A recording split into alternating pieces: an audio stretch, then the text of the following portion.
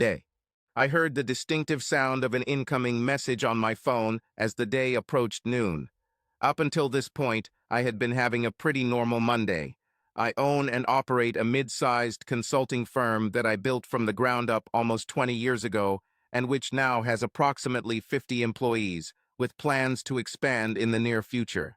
I sat at my desk as usual, sorting out my morning paperwork. My personal phone, that's unusual. Only a select few people have this number. My wife, my 2 children, and a few very close friends. They know they shouldn't use it unless it's an emergency, so I looked at the message carefully and read it with interest. Dan, I sent you a letter that you need to see. In private. Sorry. Alone.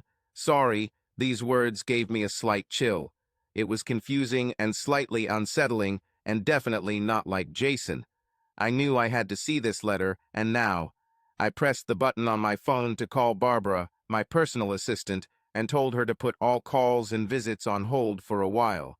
I opened the email in my personal mail and saw a video attached, which I opened and was shocked by what I saw. On screen was one of my closest friends looking devastated. Hi, my name is Jason Andrews. Initially, everyone who sees this video will know me, but this may not be the case for those who watch it later. What I am about to say in this video will cause a lot of pain and suffering to innocent people, and I'm really sorry, but I'm also in so much pain that it's the only thing I can think about.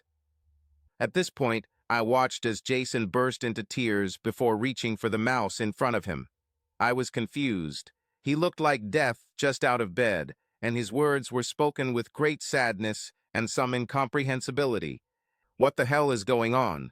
What happened since Saturday when I played golf with him? Of course, he seemed a little distracted and out of his element, but nothing like that.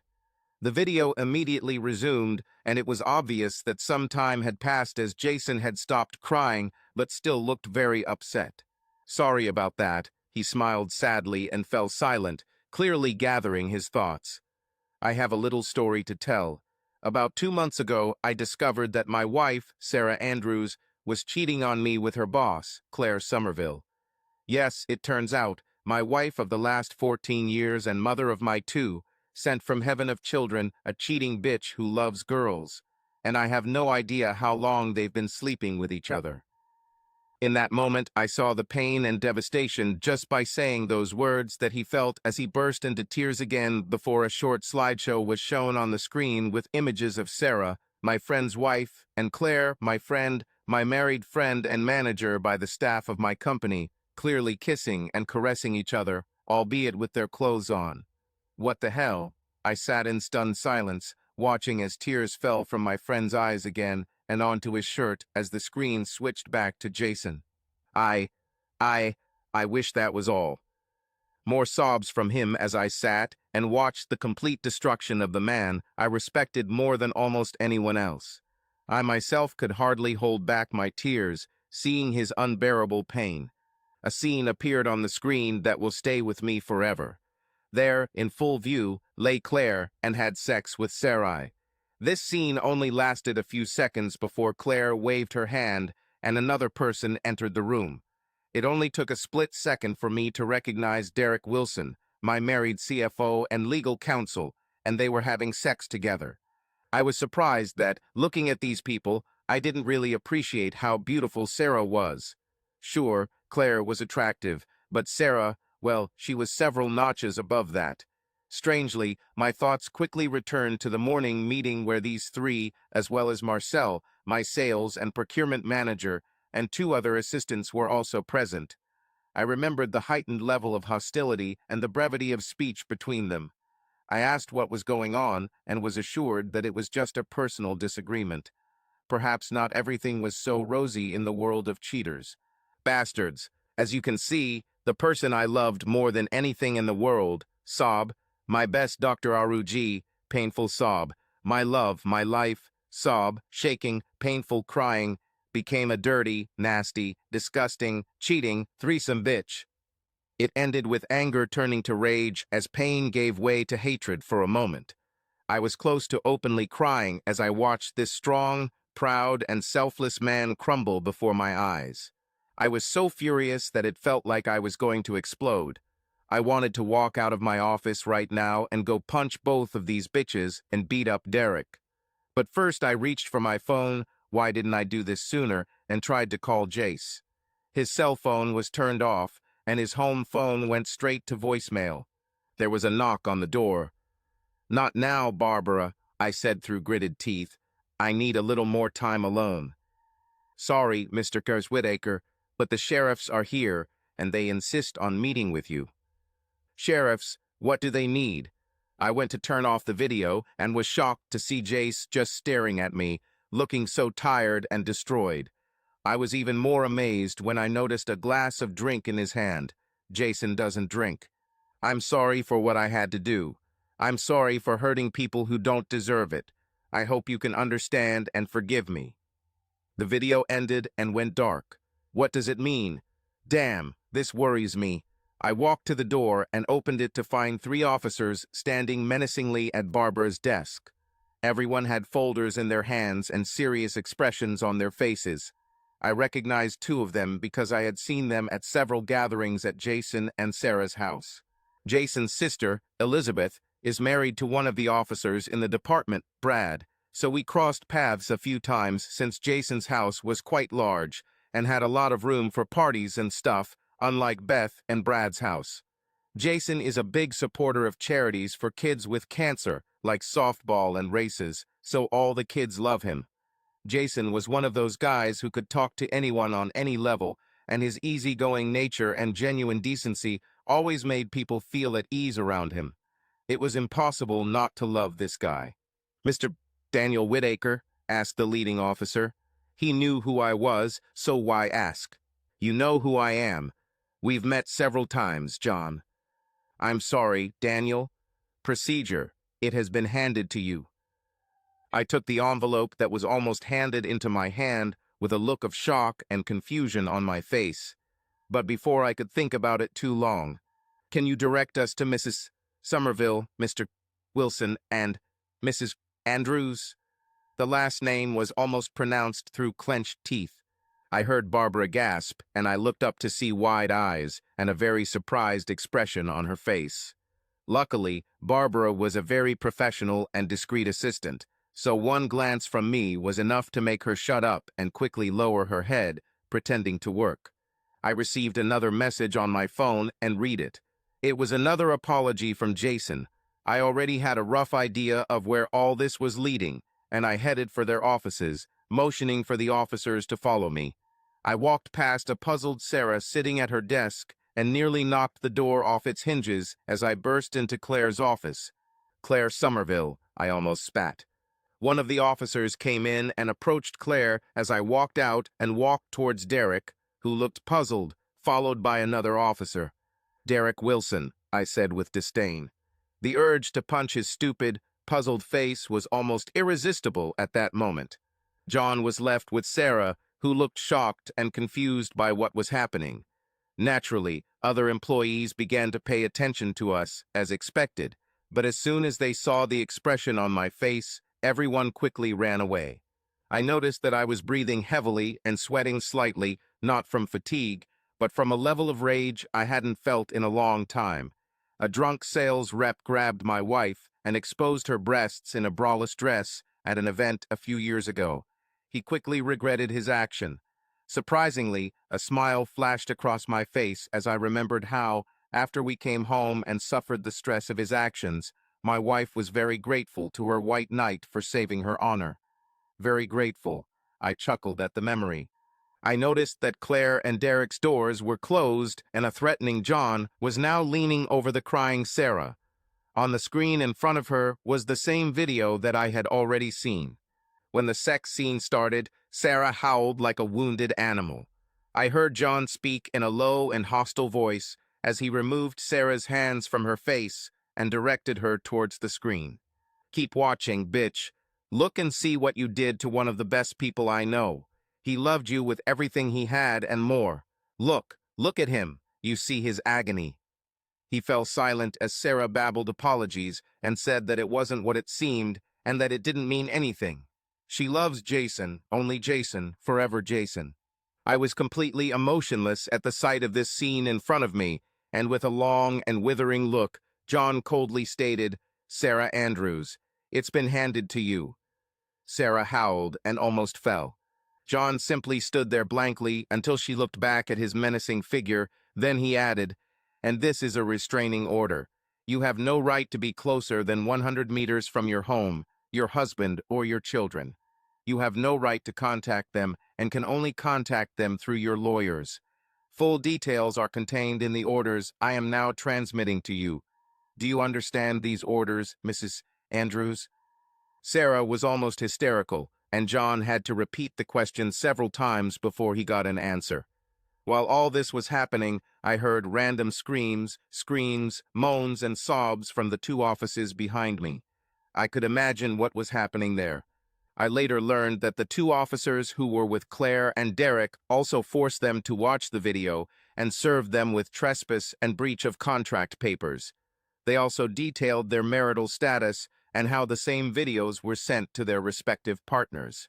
John came up to me and spoke quietly, asking only that the three men be suspended without pay until any legal issues were resolved, so that the couple would get a better financial position in court than they would have had they not had a job. Why allow them to further harm those they betrayed? I chuckled. "Sir, would you like us to help escort these employees off the premises pending your internal investigation?" John grinned at me. We were joined by two other officers and two very upset and confused senior managers. I looked at the three in front of me. God, I couldn't look at them as people anymore. "You three have been suspended without pay, effective immediately, for alleged violations of the company's code of conduct and ethics. You have 2 minutes to collect any personal items from your work area, and you will be escorted from the area by these respected officers who have volunteered to assist. You must leave your work phones, laptops, and any flash drives, as well as keys to company vehicles. If you have any company property, physical or intellectual, at your personal addresses, it must be returned immediately. Failure to do so will result in criminal charges being filed." I glared at the three of them. "I'm sure you gentlemen will be happy to ensure these requirements are met for me." The three officers nodded in agreement, accompanied by satisfied grins as the three stunned employees gathered their things. Then began the walk of shame as they were led slowly, heads down, still crying, through the main office to the elevators. I heard Sarah's faint voice, "I want to talk to Jason. I want to see my children." "You try this, and you'll spend the night in jail," John told her. Crying again, "But where should I go? Can I go home? I want to go home." "No," more crying followed when the elevator doors closed. "What the hell does this all mean?" Marcel whispered behind me. I didn't even notice he was there. I took him to my office and told him the short story. I didn't show him the video. I didn't consider it my business at that moment. We discussed the immediate issues surrounding temporary filling of recent vacancies and the short and long-term impacts that need to be prepared for. Once we had the basics down, we decided to leave it all until the morning. It was just under 2 o'clock in the afternoon, and I needed to get out of there and get my thoughts in order. Plus, I was really hungry. I went outside and took a deep breath. I took out my phone and pressed the speed dial button. "Hello, love," came a purr from the other end, making me immediately smile. After a short conversation, I walked into the city center, stopping at a florist and a cafe along the way. I needed her right now to calm my soul that now seemed tainted, and to feel warm and safe again. I entered her building and headed to her quiet, inconspicuous room, entering silently. Standing in front of me was the sexiest woman I had ever seen. She smiled and approached me so gracefully and smoothly. Her kiss, as always, took my breath away.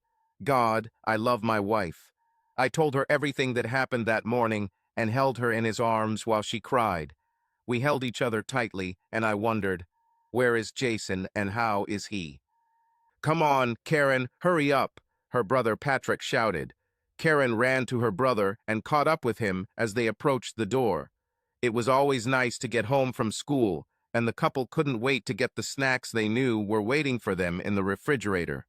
When they entered the house, they didn't even notice that the door was unlocked, but they did notice the smell. "Daddy?" Karen gasped. Patrick turned around and looked to where his sister was now staring with wide eyes and an open mouth. There, on his side in the office, lay their father, disheveled. "Papa, Papa," Patrick shouted, running up to his father's motionless body. He sighed in gratitude as he heard his father's heavy breathing as he leaned over him.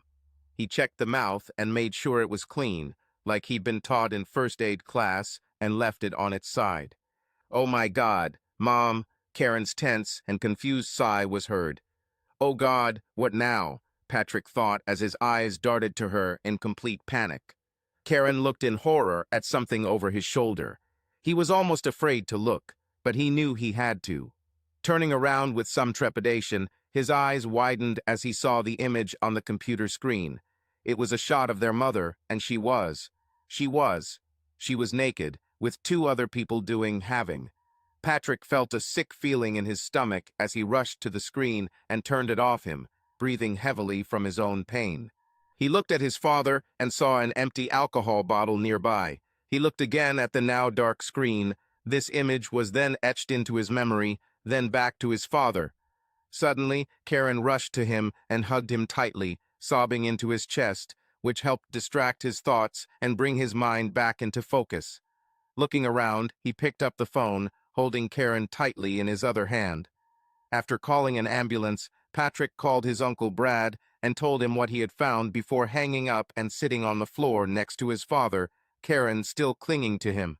The next 30 minutes were a whirlwind for the children as paramedics arrived and attended to their father. Their Uncle Brad arrived shortly after them and tried his best to shield them from what was happening, but from what they told him, he was too late. They had seen too much for children their age to ever see, and he knew the damage would have to be repaired in the future.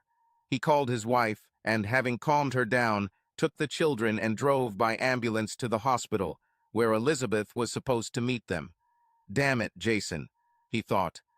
"Why did you do this to yourself? You told me you were fine. Damn it, I should have known better." Jason and Elizabeth's father left when he was 14 and she was 11. Their mother, due to alcohol and sleeping pills, left this world 4 years later.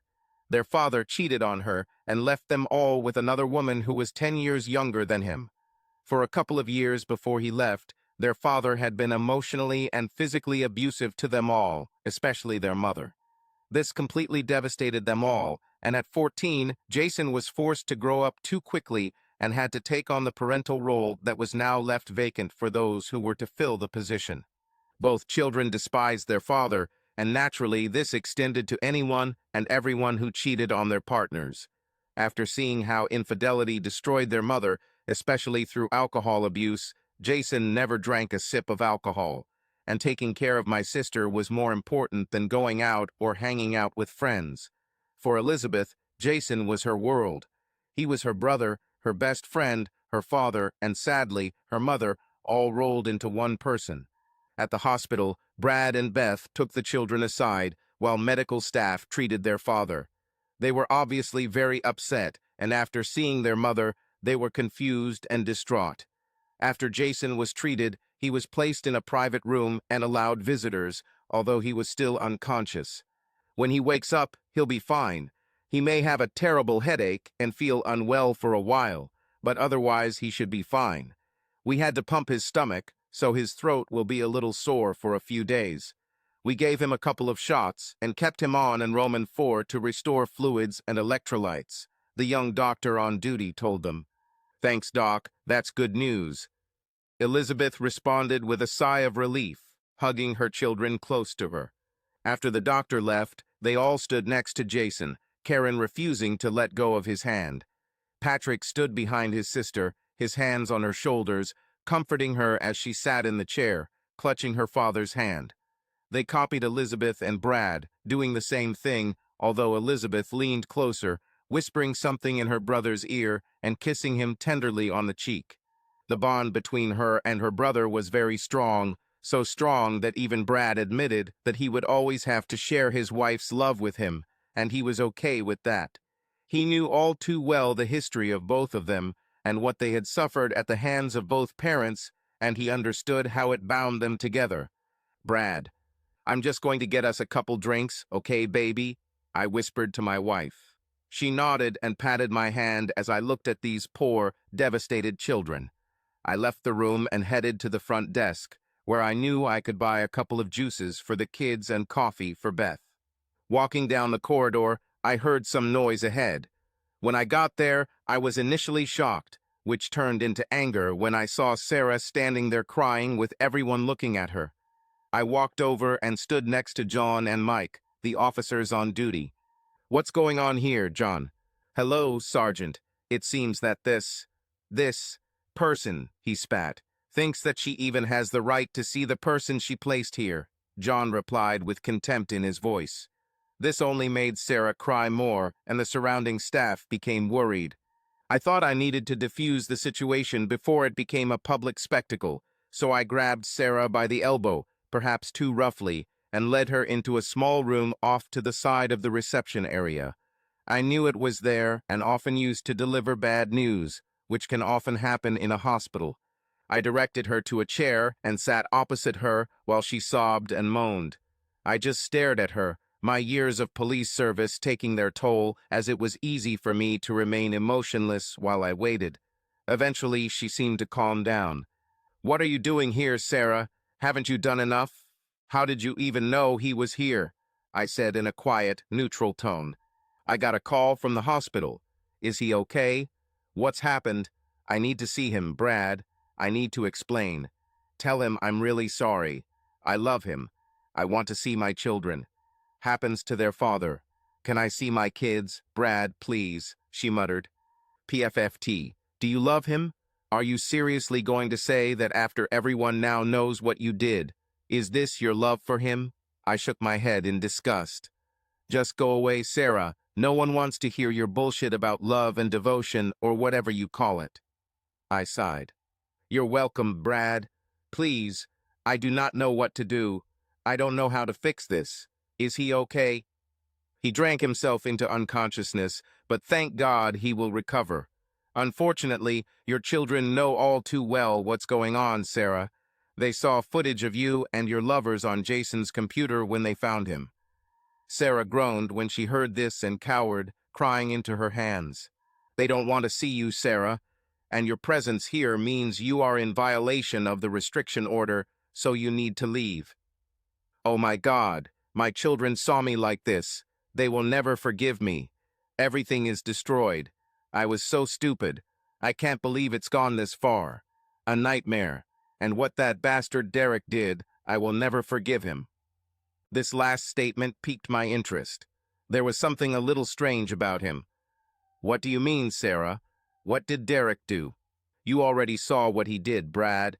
I didn't even know he was there. Can you at least tell me why, Sarah? I just can't understand why you did this. Why did you give it all up for this? Sarah looked at me. She was a mess. Her eyes were red. Her cheeks stained with tears were red and blotchy from intense emotions. Her once beautiful hair was disheveled and dirty. Until that moment, I had always thought that Sarah was a rare beauty. She was 5'7", with hair down to the middle of her back, sparkling brown eyes, clear and unblemished skin as far as I could see.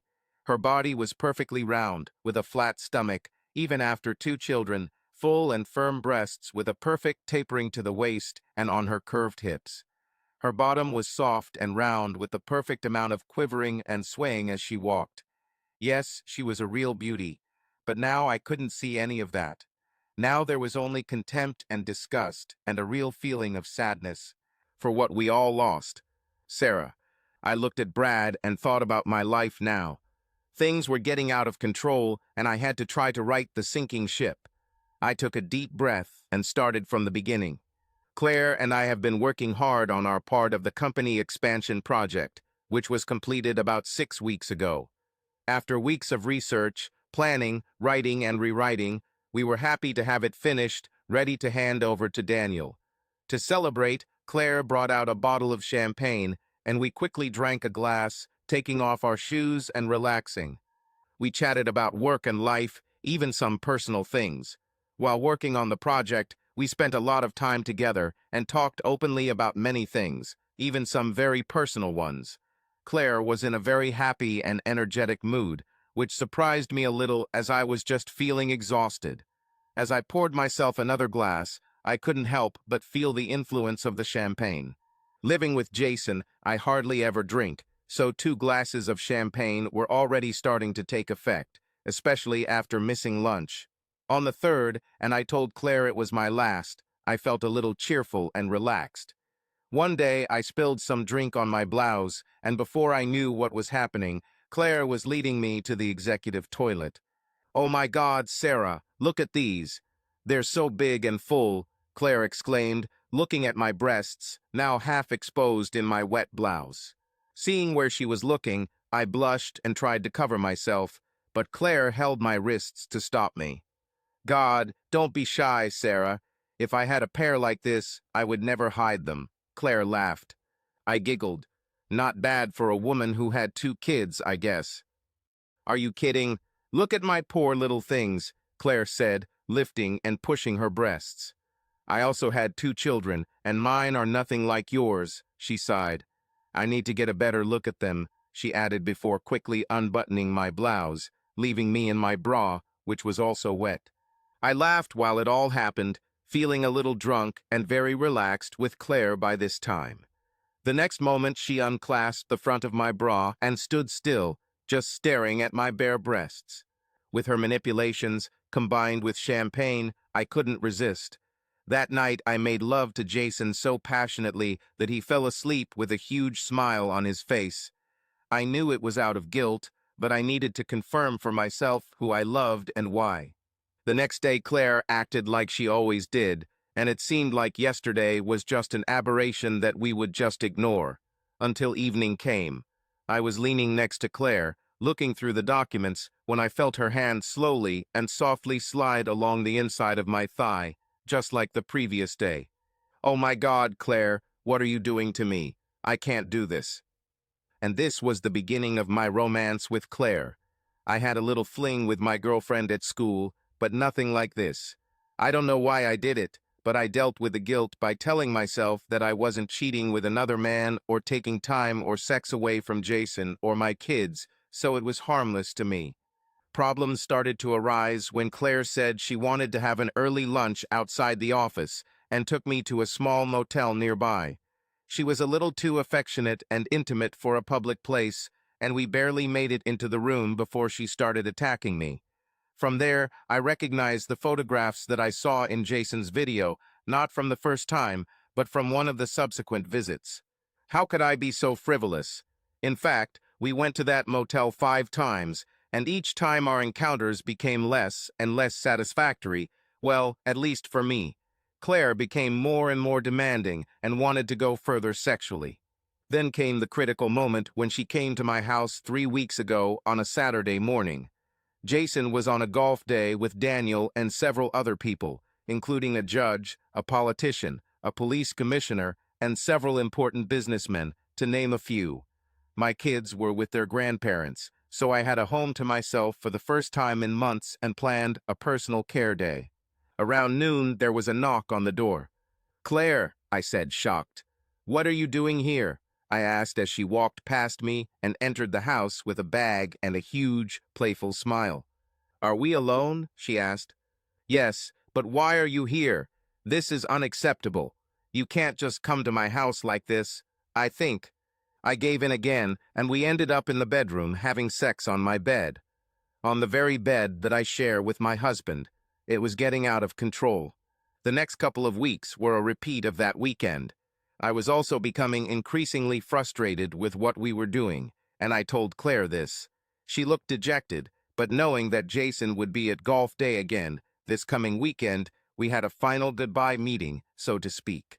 I sent the kids back to their grandparents for the day, and Claire came as planned. We had the usual sex. Then someone joined us. To my shock and humiliation, I saw the grinning face of Derek Wilson as he began to have sex with me. I stood up in pain and looked down at Claire without saying a word. She disgusted me, and I wanted her out of my life. I am not an available girl, and I am not going to continue this depravity and humiliation anymore. I got into the shower and began to peel away as much of my shame and guilt as I could in a desperate attempt to rid myself of my shame. When I got out of the shower, luckily Claire was nowhere to be found. I looked at my marital bed and began to cry, taking off the bed linen and erasing the evidence of my shame. That day, I took the children and spent several hours with them, trying to drown out my guilt. When Jason came home, everything seemed a little strange. I thought it was my fault and my guilt causing this. I tried to cuddle with him that night, but he seemed distracted and spent a lot of time in his office. Yesterday was similar, although Jason spent an unusual amount of time in his office on the phone or going out to run errands. I felt more and more uneasy as the distance between us quickly increased. I was still sick from the previous attack, and I felt a little nervous around my family, especially Jason. Towards the end of the day, I became more and more depressed. Does he really feel what I did? Is my guilt noticeable? He has known me better than anyone for 16 years. Does he see my soul and turn away from what he sees? I started to get more and more worried. He did not come near me, did not touch me, hardly spoke to me, avoided me in every possible way. And then today came, and here we are. Brad, I watched as Sarah took a deep breath and wiped her eyes after finishing her story about the fall. She shook her head and sighed. How could I do this? How could I be so stupid and selfish, Brad? I threw away my husband, my family, my life. The kids must hate me, she said with tears running down her face. All I could do was look at her. Part of me wanted to swear and be angry at her for this very stupidity and selfishness. She really threw everything away for a little girl affair that got out of control, but she let it all happen until Derek fucked her. And honestly, the pain she felt at that moment was well-deserved. I think you should leave now, Sarah. Your presence here will only complicate the situation, I said with a hint of hostility. She nodded slowly and looked at me longingly. Please tell Jason, my children, that I'm sorry, that I love them, that I need them. Please, Brad. I won't do this, Sarah.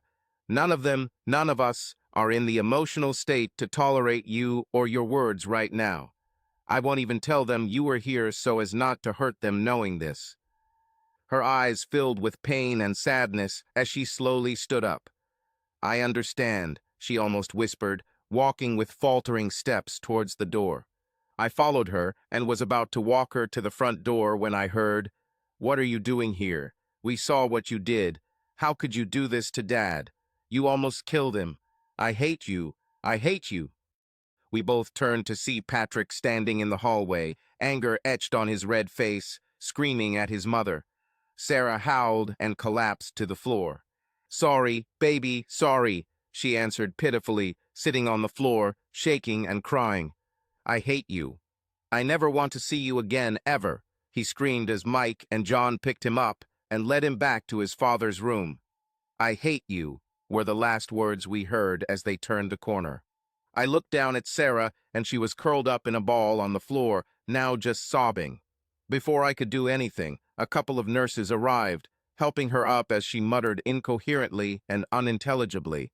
They all disappeared into the nearest observation room, while I stood looking at the closed door. I looked around the reception area, and there were many shocked and puzzled faces looking at me. I took a deep breath and headed back to Jason's room. By now, Patrick had probably already told everyone that Sarah was here, which only made things worse for all of us. I walked past Mike and told him that Sarah was still here and where she was. Keep me informed of what's going on with her, and for God's sake, keep her away from them. No problem, boss. I can't believe this bitch came here, he muttered as he continued on his way. Mike was the one who took the photos of Sarah and Claire going in and out of the motel. Jason had come to see Sarah for lunch one day when he saw them leaving the building. He noticed that they were being too affectionate, as he told us, and something didn't seem right, so he followed them to the motel and watched, stunned, as they kissed and Claire grabbed Sarah's breasts as she entered the room. This led to a little undercover surveillance on the part of myself, John, and Mike, which led us to the revelation of their regular visits to the motel and Claire's first visit to Sarah's house. It was not difficult to obtain the necessary evidence, and Jason, being a technical expert, easily installed several cameras in the house. The rest, as they say, is history. We got photos and Jason got video, but we didn't know about Derek until he was spotted by John sneaking into the back of the house about 45 minutes after Claire arrived. At the very least, it confirmed Sarah's story that she had no knowledge of Derek's presence or involvement. Still, cheating remains cheating, and does it matter whether it's with a man or a woman? Cheating is cheating, and when trust is broken, where does that leave the relationship? I took a deep breath as I walked into Jason's room, knowing it wouldn't be easy. Surprisingly, the room was relatively calm. Beth was still sitting on one side, holding Jason's hand, Karen was on the other, and a very tense Patrick stood behind his sister, softly stroking her hair. This puzzled me a little. John stood at the back wall and beckoned me over. He's a smart boy, Brad. He knew that if Beth and Karen found out that Sarah was here, they would only be more upset, so he kept it to himself. "I'm just here for moral support," he whispered. I nodded and looked at Patrick with admiration. He was definitely his father's son. As I looked around the room, it suddenly occurred to me that this was similar to what Beth and Jason had experienced. One of the parents cheats and destroys the other. Children are forced to bear the burden of pain and family breakdown. A tear crept down my cheek as I looked at my wife and wondered how she was coping, how these kids would cope if Jason followed his mother's path. No, Jason was better than this, just a slight detour, a desperate attempt to avoid the pain of betrayal. We won't let this be the end of him. Jason, honey, can you hear me? I heard a voice trying to break through my foggy and painful brain. Who was it, and where am I? My eyes struggled to open, and the light hurt as I did so, before I felt rather than saw it being turned off. My head hurt and my mouth was dry as the desert, and what's wrong with my throat? It hurt terribly. As my eyes opened again, I slowly began to focus on my surroundings. Dad, are you awake? Oh, Dad, you scared me. I'm so happy you're awake. I heard Karen sob and squeeze my hand. Oh, Jason, you're such an idiot. Beth was nearby, crying and clutching her other hand. I'll go get the doctor. I recognized John's voice as the door opened and closed again. Damn, my head hurts, I wheezed. Then a straw appeared in my mouth. Serves you right, big brother. I should slap you for scaring us like that. I chuckled, oh Beth, always soft when she was angry. Don't you dare smile at me. I can't lose you, she said, hugging me tightly. Karen and Patrick then joined in as my children also expressed their joy and anger at the same time. Sorry, I said sadly, ashamed of what he had apparently put his family through.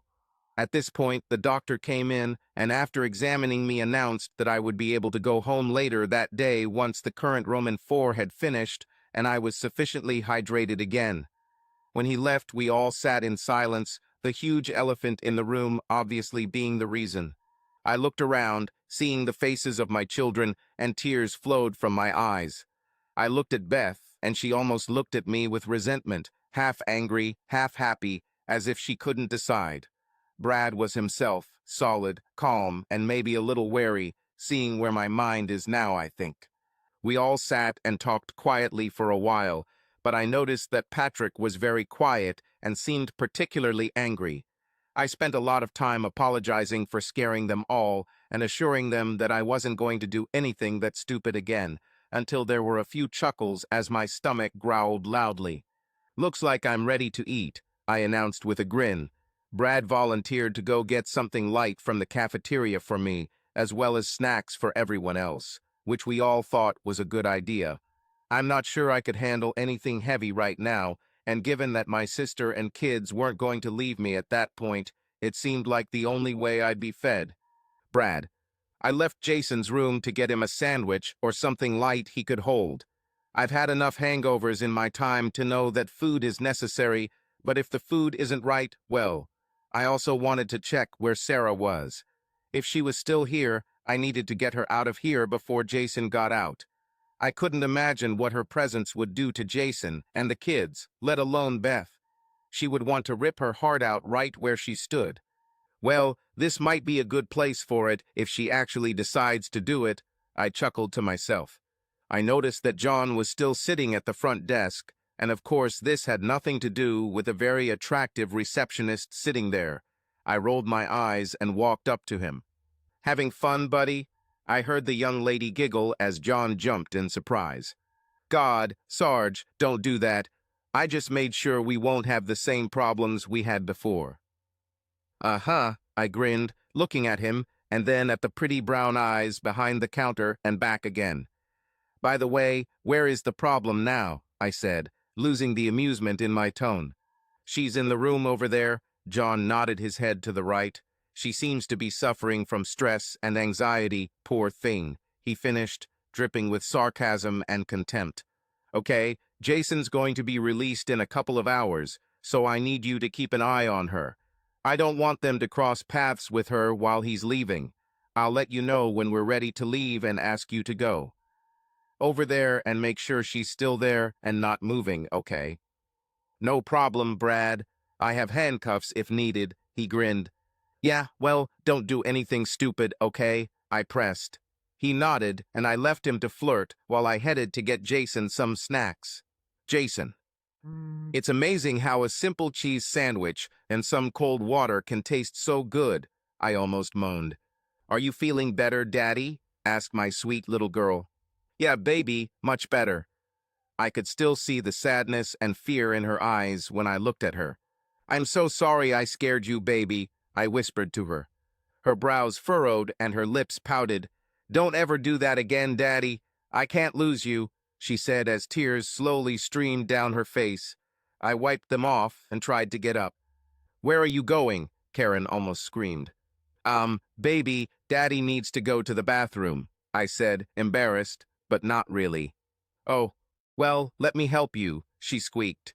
I raised an eyebrow and looked at her. It only took a few seconds before she realized. "No, Dad, it's not that," she screamed, embarrassed, covering her face with her hands. Everyone had a good laugh at her expense as she tried to explain that we all knew what she meant. "I meant that I would help you out of bed," she said, now muffled, with her head buried in my chest. "I know, baby. It's okay. We're all mean, aren't we?" I said, stroking her hair. "Yes, and you're the meanest of them all," she said, leaning back and slapping my arm with a big smile on her face. Finally, it was time to leave.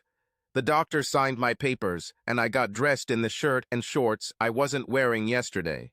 I slept most of the night, so Beth and Brad took the kids home to get cleaned up, get some sleep, and come back today. Obviously, I got myself really dirty. Another feeling of guilt that will have to be borne for a while, I suppose. At this stage, I really couldn't talk openly as my children never left me alone, and it became clear to me that they never asked why their mother wasn't here or seemed surprised that I was here. They never asked questions about what I did or why, and it was starting to make me a little nervous. I wondered how much they knew and how it would all really affect them. I had been feeling pretty foggy for most of the day, but now my head is clearer. I stood by the bed, the privacy curtain around me, and I felt my emotional strength begin to weaken. I suppressed the emotions of my lost life for the sake of my children, but now it was becoming increasingly difficult.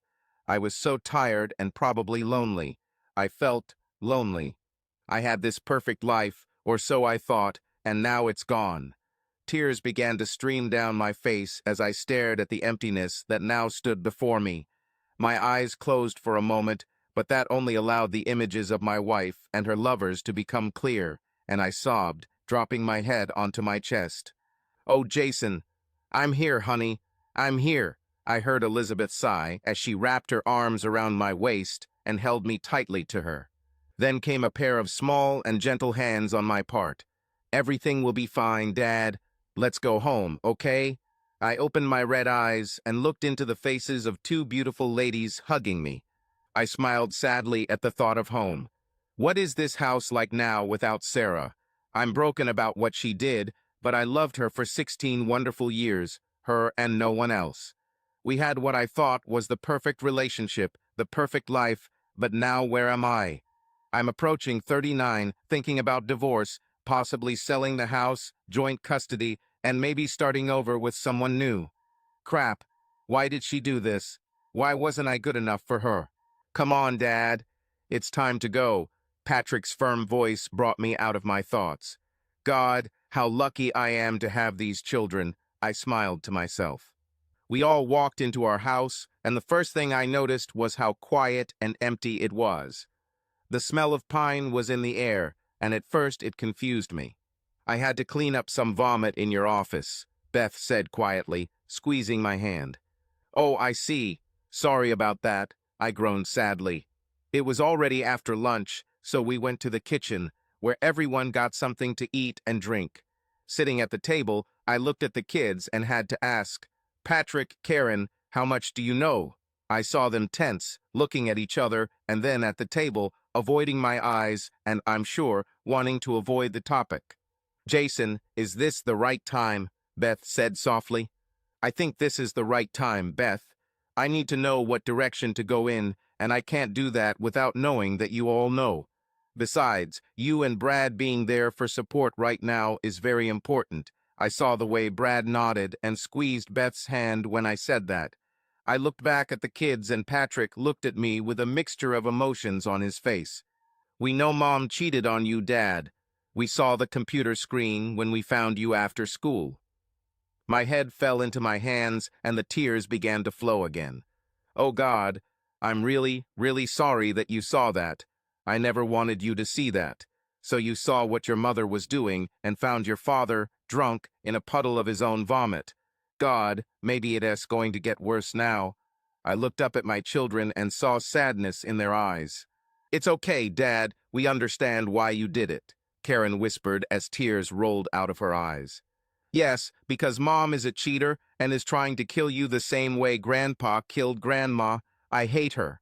I hope she dies. I never want to see her again, Patrick shouted, stood up and ran upstairs to his room. A loud slam of the door signaled that he had arrived.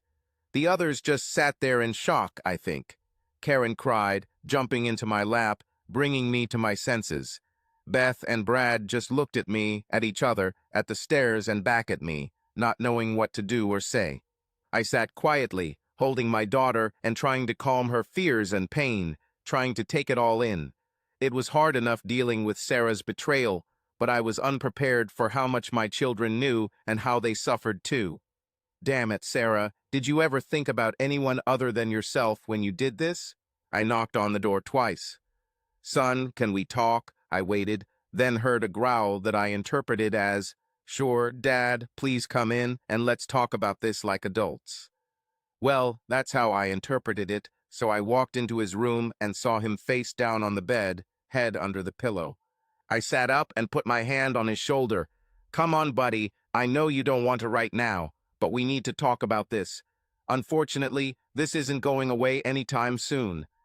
I waited a few moments, then he slowly turned over and began to look at the ceiling. I saw that he was crying, but now he tried to pretend to be invulnerable. How could she do this to us, Dad? How could she be such a bitch? He said furiously. Stop, Patrick. I know you don't think so, but she's still your mother, and she loves you and Karen with all her heart. How can you say that, Dad? How can you protect her after what she did? With 2 other people in your bed. Don't you hate her, Dad? Because I hate her. I never want to see her again. She disgusts me.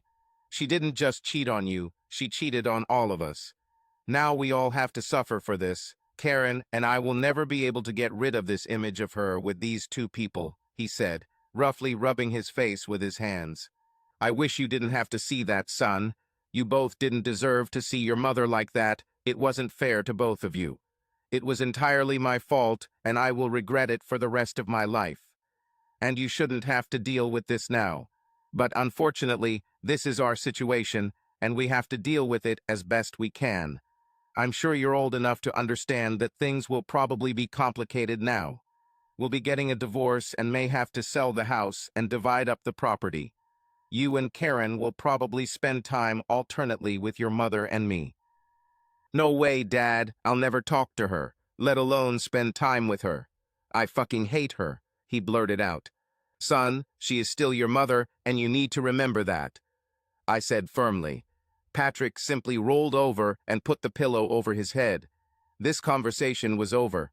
I patted him on the shoulder, squeezed it, and then walked out with a heavy heart. I love you, son, he muttered in response. This was beyond my competence. I didn't even deal with my own feelings, let alone know how to deal with my children's feelings. Damn, I really ruined everything. It was so stupid to lose control and get drunk. Now look where this has gotten the kids. I guess Sarah isn't the only selfish one here after all.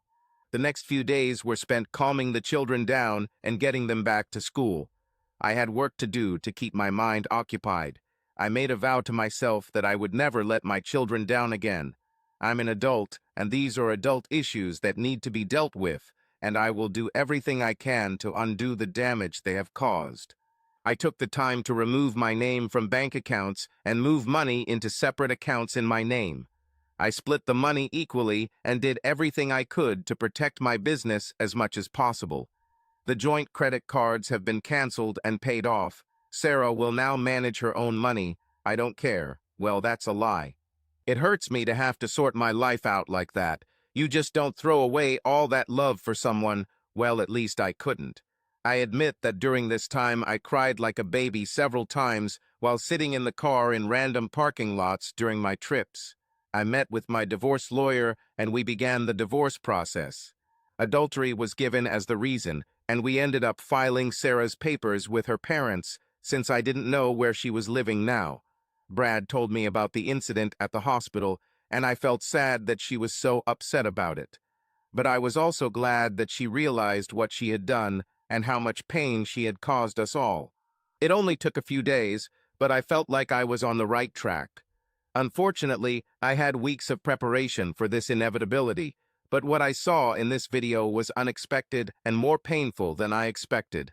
Now I know, at least, that this was not planned and was not desired by Sarah. I think she only wanted to cheat with one person at a time. How kind of her. The hardest time was at night when I was lying in the bed, on the new one I bought, along with the new bedding sets. I made the mistake of buying a king-size bed to replace a queen. We always wanted one, but now that I have it, it seemed too big for me alone, and then I missed having my wife next to me. I know I'm an idiot, but I still loved her and felt an emptiness in my life, now that she was gone. 2 weeks passed when my lawyer called me. Sarah's lawyer insisted and gained access to the children, which we agreed to. We agreed that Sarah would come and pick them up at 10 a.m. on Saturday and return them on Sunday afternoon at 4 p.m. When I told the kids, Karen was quiet and Patrick, well, he was the opposite. I talked to both of them about the need to try to forgive my mother and move on in life and have a relationship with her, that she loved them and missed them, etc. But Patrick wasn't interested. The day it was supposed to happen, I was very nervous, my heart was racing, I was sweating, and my stomach was churning. I hadn't seen Sarah for 2 weeks and didn't know how I would react to seeing her. When she arrived, she looked nervous as she got out of the car and took a deep breath before walking to the door. She rang the bell and I waited. I don't know why, I just waited. I looked back and saw a very hesitant Karen standing by the stairs with her overnight bag. She looked so sad and fragile that it almost broke my heart. I didn't know where Patrick was, but I assumed he was in his room. The bell rang again, and with sweaty palms and a tightness in my chest, I opened the door and looked at my wife for the first time since I saw her through very drunk and teary eyes 2 weeks ago. I heard her sigh as the door opened, and we stood looking at each other, unable to find words that made sense. My heart stopped and my head was in turmoil. I realized then that I still loved my wife, and I hated every fiber of my being for that confession. I didn't even notice a tear slowly rolling down my cheek as I looked at her. Her eyes, blood red with tears, looked at me, and I could see how they reflected the pain she knew she was causing. She lowered her head and sobbed, her breathing ragged and ragged. "I'm sorry," she whispered. "I'm so sorry. Please forgive me. Please." She looked at me pleadingly. I blinked a few times and calmed down, feeling the pain in my chest intensify. "Karen, Patrick, your mother is here. It's time to go, I shouted, turning away and walking into the house, leaving Sarah crying behind me. I took a few deep breaths and sighed heavily, running my fingers through my hair. Karen slowly walked towards me, and I hugged her tightly. Have a good time with Mommy, baby. See you tomorrow. Love you. I love you too, Dad. You're not mad that I'm coming, are you? Angry? Why should I be angry, honey? I asked in confusion. I don't want you to think that I'm betraying you by leaving with her, she cried. Oh, honey, no. I never would have thought that. You love your mom, and your mom loves you very much. It can never be wrong or bad, okay? Now go have a good time, and not too much chocolate, okay? I said, hugging her tightly. She smiled and hugged me back. I love you, Dad. I love you too, baby, I smiled. Dad, you know I'm too big to be called that. Never, I answered, tickling her sides. I turned to escort Karen out the door and saw Sarah standing at the entrance, tears streaming freely down her face. Thank you, she whispered to me as Karen approached her. I was a little sad that Karen didn't try to really hug her mother, and Sarah sensed it by simply nodding her head, saying something quietly under her breath. Patrick, where are you? It's time to go, I shouted upstairs. Patrick walked out of his room and down the stairs, looking as hostile as he had lately. I noticed he didn't have a bag as he walked past me and out the door, not paying attention to his mother. I thought he was walking towards her car, but as we all walked out the door, we saw him get on his bike and ride away. Patrick, what are you doing? I shouted. Your mother is here to take you for the weekend. Not interested, was his only answer as he left. I was a little stunned, but unfortunately not too surprised. From the very beginning, he was very categorical in his unwillingness to see his mother. Next to me, Karen took my hand, listening to Sarah cry loudly as she sat on the step by the door. I looked at Karen, then at her mother. Crap, what to do now? Dad, I don't want to go alone. What if Mom brings those people and they do something? I don't want to be there for that. I won't go. Please don't force me. She was almost hysterical. I heard a loud sigh and then a painful groan. Crap. It's worse than I thought when I looked over Karen's head and saw Sarah collapse on the ground, crying openly. Apparently, she heard what our daughter said, and it destroyed her. Damn it, I'm the one who should be destroyed and curled up into a ball. How dare she take this away from me now? Hasn't she already taken enough from us? Mom would never do anything like that when you're with her, honey, I said, trying to be calm even though I wasn't, casting a quick, disgusted glance at Sarah. Oh God, Karen, baby, I'll never, ever do anything like that again. I'm so sorry for what I did. Please, baby, I love you so much, I'll never do that to you, Sarah almost moaned. Karen stood in my arms and looked intently at her mother. You did this to Dad. You should have loved him too, but you did it anyway, didn't you, Mom? She hissed, breaking away from my embrace and rushing past her crying mother, lying on the ground with her head down. I silently watched her disappear before I heard the door slam, and then there was only Sarah's sobbing to fill the void. I honestly didn't know what to do here, how to prepare for all the upheaval and emotional turmoil caused by the person currently having a nervous breakdown on your lawn. I still can't believe I didn't experience this myself. Don't get me wrong, I cried and screamed, begging to any god or power that this wasn't true in any way. But it was true, and when I woke up every morning, it was all still there, and the pain was there, and my children's pain was there, and I had to be there for them. I had to dig a hole for this bitch, and push her in there. She made it. It was all her fault, and yet I had to hold on for all of us, even her right now.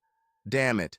I felt my hands clenched into fists and relaxed as the tension began to build within me. I looked at Sarah and took a deep, heavy breath as I approached her. A big part of me felt heartache for what we had all become. The innocence of my children was lost forever, and my life felt empty as I stood over the man I considered the love of my life. Tears streamed down my face. I hope you're happy. Perhaps your lovers can ease your pain with a good fuck, I said, my voice devoid of emotion as I looked at her. Sarah didn't even look at me as she started crying even louder again. "Go away," I finally said, returning to the house and closing the door. Almost an hour passed before I noticed that her sobbing had stopped, and then I heard her car pull out of the driveway. During this time, I had a chance to talk to Karen, and after many tears, she decided that ice cream and a movie would be the best way to pass the time. Patrick was gone most of the day and didn't return until late in the afternoon. We all sat around the table and talked about what had happened that morning, and after a lot of convincing, I was able to calm them both down and get them both to agree to try and be kind to their mother the next time she picked them up in 2 weeks. Things somehow returned to normal over the next 2 weeks. The kids went back to school and I went back to work. I had a business, but luckily my staff was able to handle the workload while I sorted things out. I ignored many messages and calls from friends and family as the news spread, so I took the time to respond to as many people as possible. Daniel and I had several long conversations as I went through the ups and downs that were to be expected. He was a good support, both he and Donna, his wife, and they couldn't understand why Sarah did it. Of course, Beth and Brad were regular visitors to both my home and my work. I saw that they were worried and supported me. Beth relaxed a little next to me. The fear that I would go back to being stupid had diminished, but I knew she would never let her guard down. As she said, she loves me too much and relies on me too much to completely stop caring.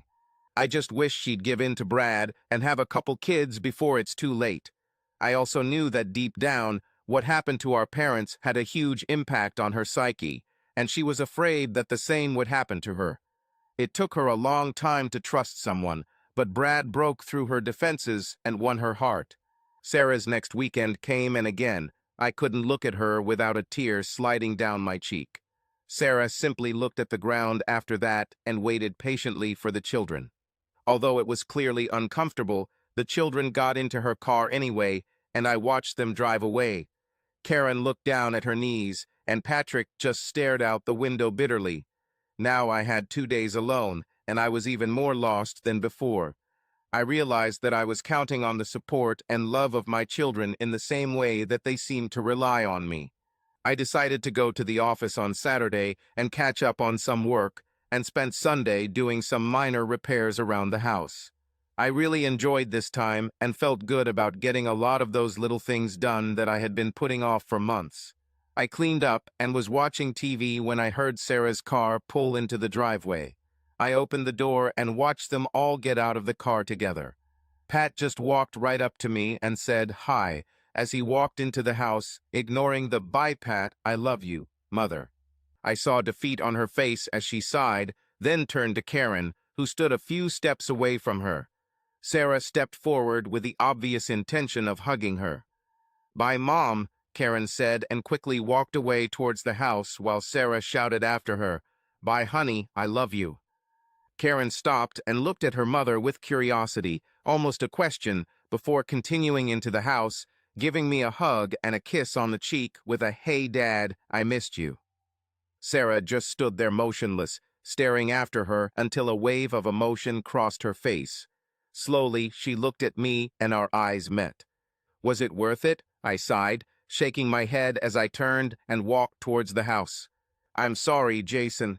I'm so sorry," she shouted after me when I walked in and closed the door in front of her. "The children told me that their mother lives with a friend and shares a house because she cannot afford her own place. It was small, and the children had to share a room because Patrick refused to sleep in his mother's bed so the girls could sleep together. Pat made it clear that he didn't want to risk anything, which of course led to Sarah's tears, and Karen seemed happier sharing a room with her brother under the current circumstances. Oh yeah, she was suspended without pay when all this came out. I didn't know the friend, but the kids said she seemed nice enough and felt the need to reassure me that it wasn't Claire, although I shouldn't have cared anymore, but I still didn't worry for long. Our savings weren't high when we split up, as we had recently renovated our kitchen, so we only had a few thousand each, which mostly went towards paying lawyers in my case, so I assumed Sarah had the same situation. Fortunately for me, I had my own business and a stable income thanks to it. Sarah, I was told, worked part-time as a secretary in a small company where the main employee was on maternity leave. Sarah did not try to make financial demands on me at this time. I think her guilt over what she did to our family got in the way. Life continued like this for the next few months, without much change except that we were becoming a little more comfortable with each other about handing over the kids. Karen softened her attitude toward her mother, and they would briefly laugh and hug when they met and said goodbye. Even Patrick said hello and bye, although he still refused to touch her. I could see it was hurting Sarah, but she deserved it, right? One day, after dropping off the kids, Sarah followed Karen to the house and came up to me standing at the door. "Jason," she said very carefully, "is there a chance that we could talk sometime? Just the two of us," she finished quietly. I stood there in shock, not knowing how to respond. I felt my heart pounding, and my breathing almost stopped as I just blinked blankly at her. Is she serious? I don't want to talk to her, do I?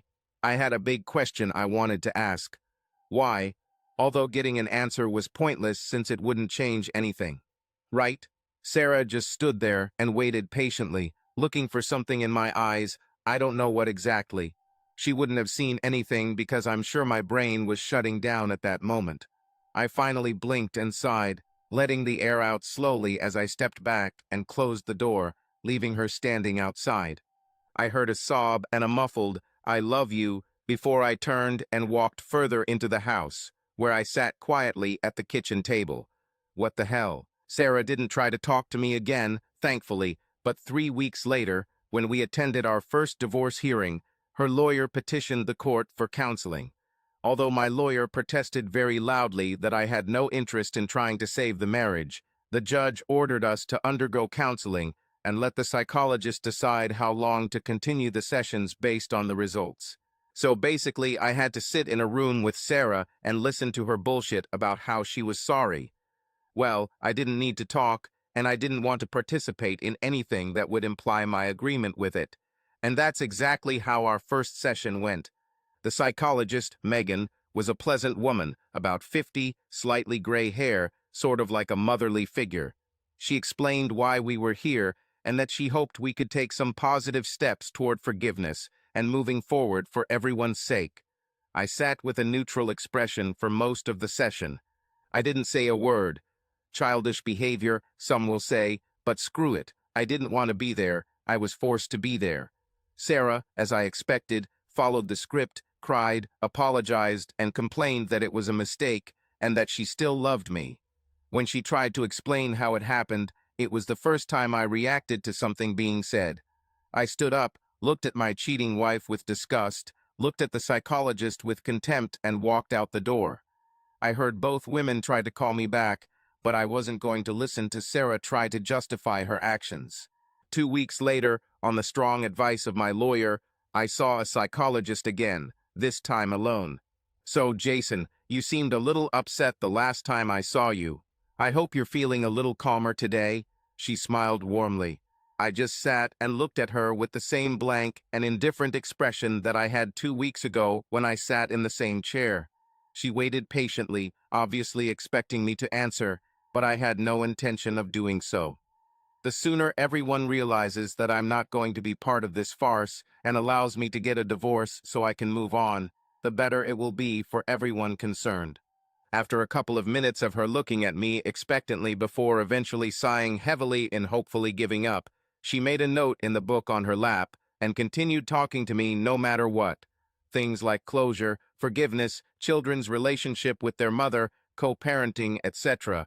were discussed, but as soon as she started saying how much Sarah loved me, I left the office again. It took 2 more sessions in which I refused to talk to her, for the psychologist to finally give up. I didn't do anything wrong. Sarah ruined our relationship. She cheated on me behind my back. She broke her vows and promises. She took trust and love out of my life. She did all this and more, not me, but it looked like I was at fault, and I was being made to suffer even more for a crime I didn't commit. My children and I were victims in all of this, and no one will change my mind about this. Finally, we returned to court, and the judge was critical of my refusal to participate in sessions with a psychologist And while I stood there with the same blank expression, my lawyer seemed to convey to him that I had done nothing wrong and did not want anything to do with Sarah or her explanations.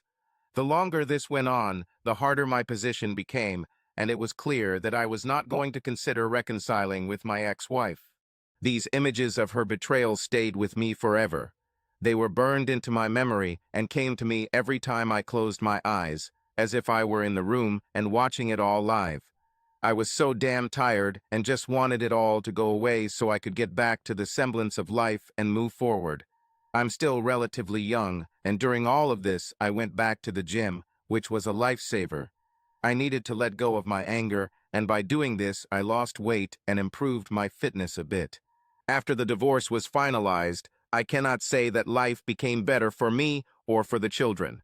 We persevered bravely, but there were many times when one or more of us were clearly upset about something from our old pre-cheating lives. I kept the house and my business because Sarah wanted very little. I think her guilt was again the main driving factor in her compliance with what I proposed.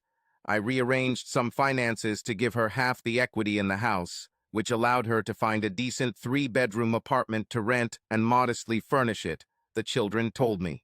Karen softened her position towards her mother, but Patrick firmly stood his ground. He couldn't forgive Sarah for what she did to me or to our once happy family. I knew this hurt Sarah deeply, as she and Patrick had a strong relationship before all of this. I heard through the grapevine that Claire's husband kicked her out too, but he didn't handle custody that well as Claire got custody a few weeks later.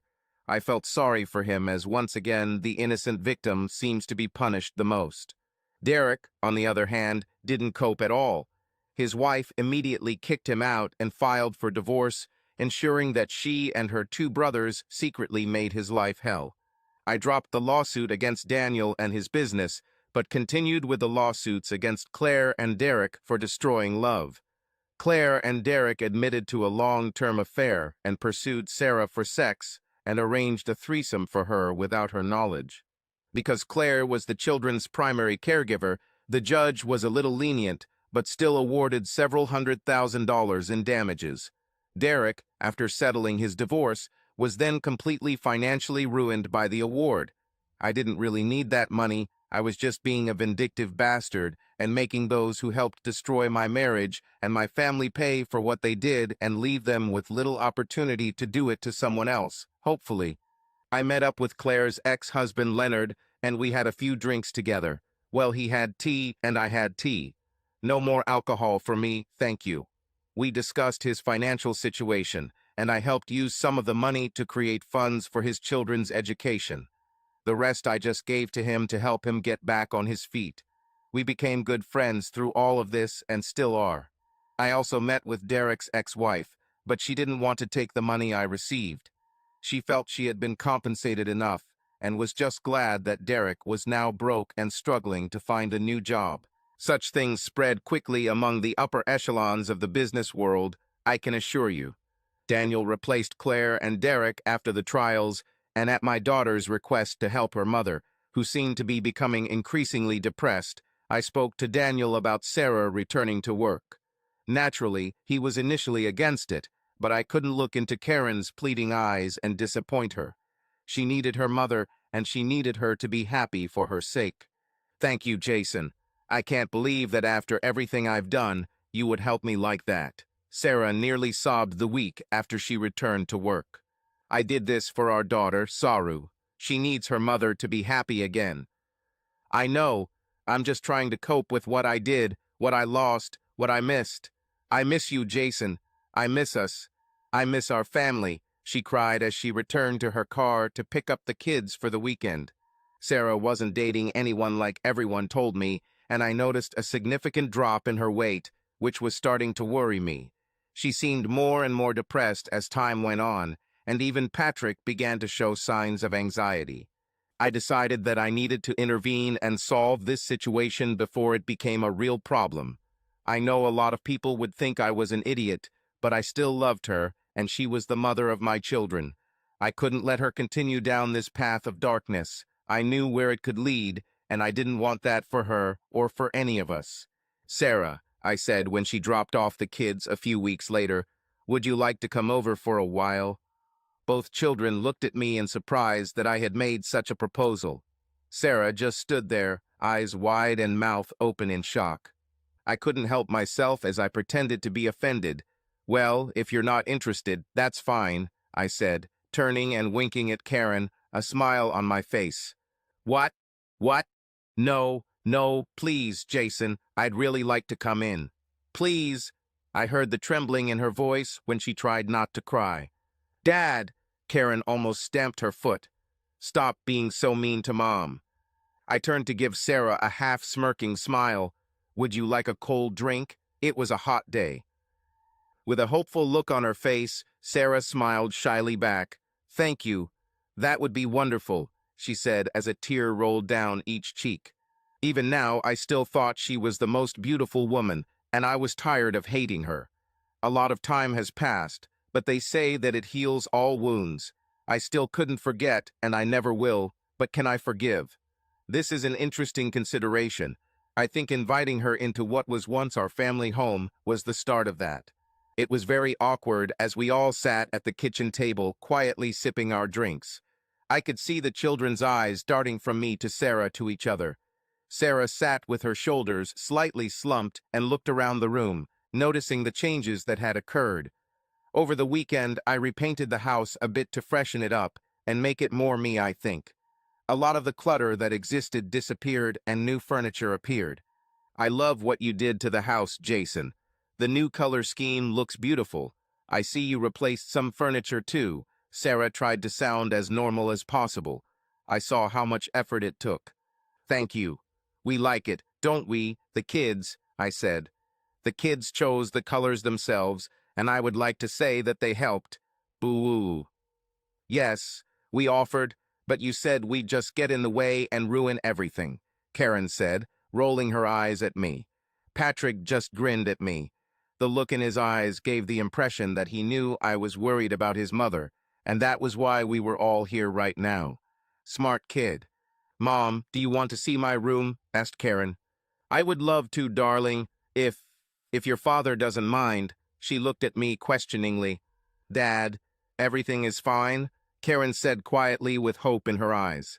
I paused for a moment and then smiled at my sweet little girl. Of course, it's okay, honey, then turned to Sarah. Feel free to look around. They both nearly split their heads from the smiles that broke out when Karen grabbed Sarah's hand and pulled her upstairs. Are you sure about all this, Dad? Patrick said as we listened to Karen chatter as they walked up the stairs. I shrugged and looked at my son. I don't know, son, but look at your mother.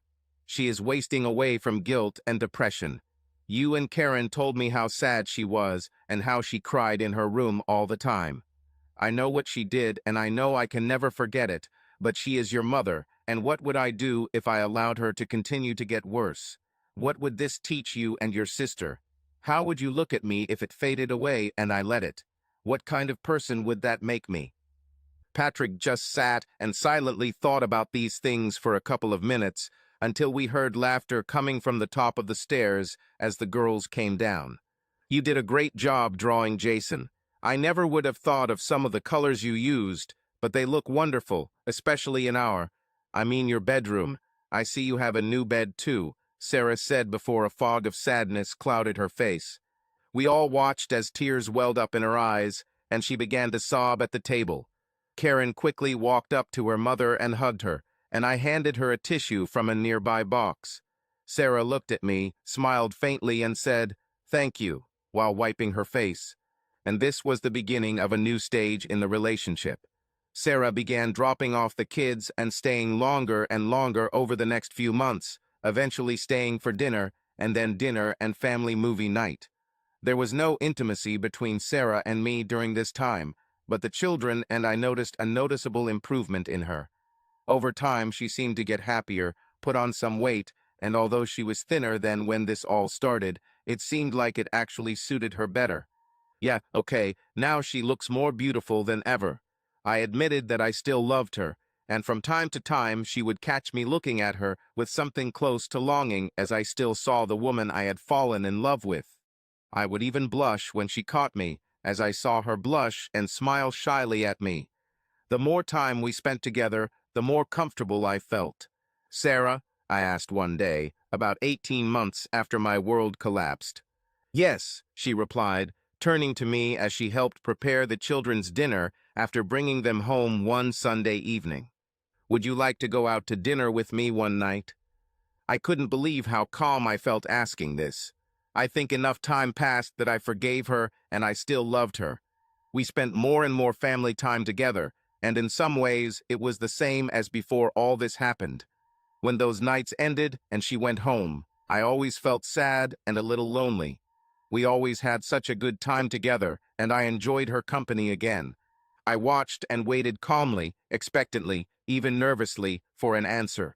Sarah just stared at me with wide eyes. Her breathing quickened, and her face flushed, and a few tears fell from her eyes. I watched as she hesitantly placed the knife on the cutting board and turned fully to face me. I could see many emotions on her face, but the predominant one seemed to be joy as she brought her hands to her face and cried openly. It wasn't the reaction I was hoping for, and to be honest, I was a little taken aback. Hearing their mother cry, Karen and Patrick came into the kitchen with worry on their faces. "What's happening? What's happened? What did you do, Dad?" I heard Karen's confused questions. "I'm not too sure, honey. I just asked Saw, your mom, if she wanted to go out to dinner one night, and she started crying. I'm not sure, yes or no," I said with a grin. Sarah's head shot up. "Yes, you big fool, that's true," she said almost irritably, walked up to me, hugged me around the waist, and pressed her body tightly against mine. I felt her body tremble with excitement, and her tears began to soak through my shirt. I hugged her, and Sarah began to sob louder and hugged me tightly. It was the first time we hugged each other, you know, and I must say that she was pleased to be in my arms again. Like Sarah, I hadn't dated anyone, and I missed it. I felt her warmth, her hard breasts on my chest. Tears streamed down Karen's cheeks, and her smile beamed at me. Even Patrick nodded at me approvingly and grinned back. I leaned over and kissed the top of Sarah's head, inhaling her scent, that special scent of Sarah that only she can create. This was home. My hands ran up and down her back as she pressed herself even closer to me, trying to merge with my body. It felt good, and I have to admit that after over 18 months of not having such a warm and sensual body, I, reacted a certain way. I couldn't help it, and frankly, I didn't want to. I heard a small sigh followed by a soft moan, coupled with a slight rocking of her pelvis as Sarah looked at me hopefully. I blushed and licked my lips because my mouth was dry. I looked at her for a couple of moments, kissed her forehead, and broke the hug we shared. "Well, how about Friday? Will I pick you up at 7? Wiping her eyes and smiling widely, Sarah nodded. "Great. Thank you, Jason." I looked at her and saw the depth of her feelings when she said that last thing. Dinner that evening was noticeably lighter, and I noticed that Sarah looked at me with adoration from time to time, sometimes with eyes close to tears. Karen and Patrick noticed this and smiled for the first time in a very long time. The week seemed to drag on, and as Friday approached, I started to get really nervous. It was like that first date back when I was in high school. I began to worry about what to wear, what to say, how to act. I had long ago forgiven Sarah, and although I could never forget it, I still loved her deeply. I knew her, all of her, for so long and so deeply that I could not let her go. I know she hurt me, and that pain resurfaces in the odd, quiet moments. But as time went on, it lessened, and we started talking again. And children become much happier and more balanced when they see their parents getting along again. They both saw a therapist, and I knew I saw a counselor, and so did Sarah. We are all on the path to improvement, and I feel good about my life again, something I honestly never thought I would ever be able to do again. I took a deep breath and calmed down as I stood there. My mind began to wander, and unfortunately, some uninvited thoughts did creep in, leaving me wondering if I was doing the right thing. Was this a mistake? Should I move on and start over? Start over. That in itself was scary. I stood quietly, contemplating all the possibilities of my life and what I wanted, where I wanted to go, and most importantly, who I wanted to go there with. My hand began to sweat, holding a small bouquet of flowers, lilies, Sarah's favorite, and time seemed to fly by quickly. I looked at my watch and realized that I had been standing there for more than 15 minutes, thinking through the problem. I took another calming breath and raised my hand to knock on the door. As soon as my hand touched the door, it swung open and Sarah stood there, tears streaming down her face. I thought you changed your mind. I thought that this time you would leave me forever. I was so scared that you thought it was a mistake. You just stood at my door forever. Please, do not go. Please, don't leave me, Jason. Please. This will kill me. Sarah almost collapsed into my arms. I entered her apartment and closed the door behind us. SHH, it's okay, Sarah. I'm here. We are here. I love you, Sarah. I've always loved you, and I want us to try again. Will this be okay?